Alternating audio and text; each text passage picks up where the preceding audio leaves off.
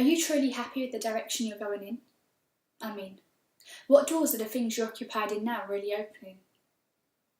It's all well and good hoping for a brighter tomorrow, but our population is growing at the same time as jobs going and businesses closing. Over and over I hear, be the change you want to see, but we all know it isn't that easy. The ones that claim it is are the ones least hit by the recession. There's a lack of jobs, or at least the ones with the opportunity for progression. Redundancies, cuts and 0-hour contracts. Raising the threshold for inheritance tax. Seems to be a relapse of Thatcherism. The rich getting richer, the poorer poorer, and the gap between wider. As we're witnessing the privatisation of our healthcare provider. Equal opportunities is all I really desire. But the chances in this elitist society are slim. Unless you're born into money, my generation's future looks grim.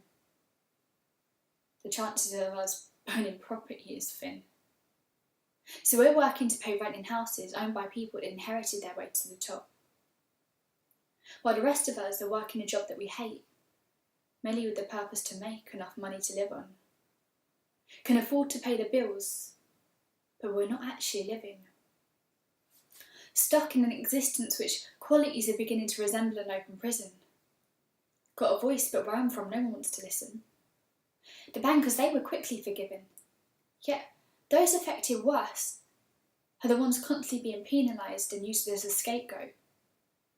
So when it comes to the elections, the youth or less educated don't vote. Or when they do, with an opinion that's been misinformed and manipulated. All because so many of you guys have illustrated an inability to look at the bigger picture. Forgetting who you are and where you're from, where your journey began. A society that walks past a homeless man and his dog on a cold winter's eve. Can't even spare a pound or a mug of tea. Just walks on by and leaves them to freeze. Schools that only push for those 5 C's. They put down predicted grades rather than pushing for A's, let alone a job that pays the middle class salary. Instead, settling for minimum wage. Maybe they're just realistically preparing us for our next page. Because we all know the days where we're treated equally are a long way off. Mandela's gone, but why can't his teachings live on? Love, peace and unity.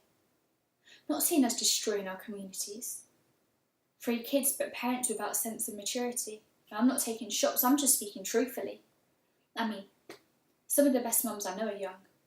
Yet, they live with this stereotype that they're dumb.